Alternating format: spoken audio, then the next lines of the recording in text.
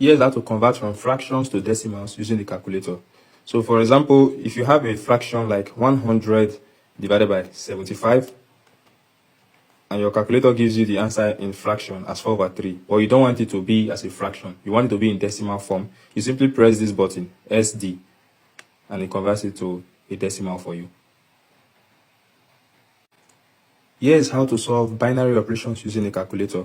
So you can convert from one base to another using a calculator, especially for base 10, which is decimal, base 16, which is hexadecimal, base 2, which is binary, and base 8, which is octal. So the first thing you want to do is to press the mode button and go to number 4, which is base n. Now the default base is decimal. So you can actually write any number in decimal, for example 89, and press equal to. So to convert this, you simply press these buttons that have the little green buttons on top.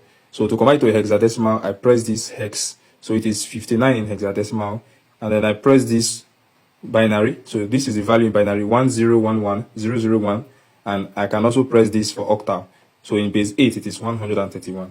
So it works for any of these 4 bases. So if I'm in octal and I have a number like 663, I can also convert it back to decimal by pressing the option for decimal.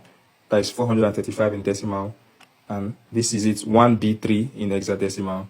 And in binary, that's the value. So that is how to convert from one base to another using a calculator. We can solve the above question using a calculator. So we press the mode button and then we go to number 7.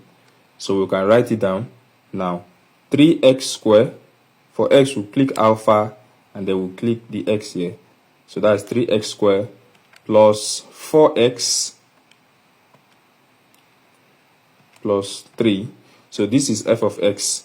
And then what we do is we press equal to.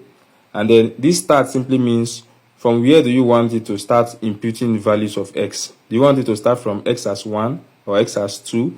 So you can leave it as x as 1. And where do you want it to end? Let it end at x at 6, for example.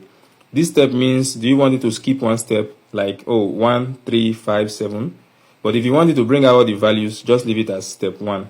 If you put it as step 2, it's going to be skipping every 2 values. So it's going to find x, it's going to find f of x when x is 1, when x is 3, when x is 5.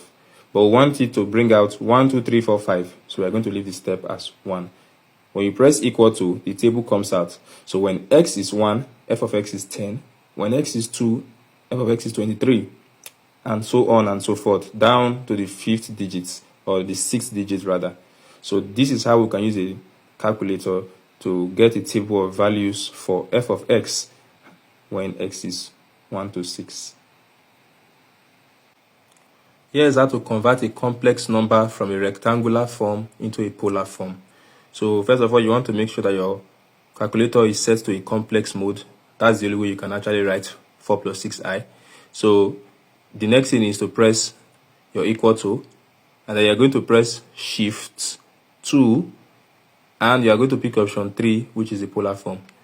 So this is converting your answer to a polar form, and when you press equal to, your answer has been converted into a polar form.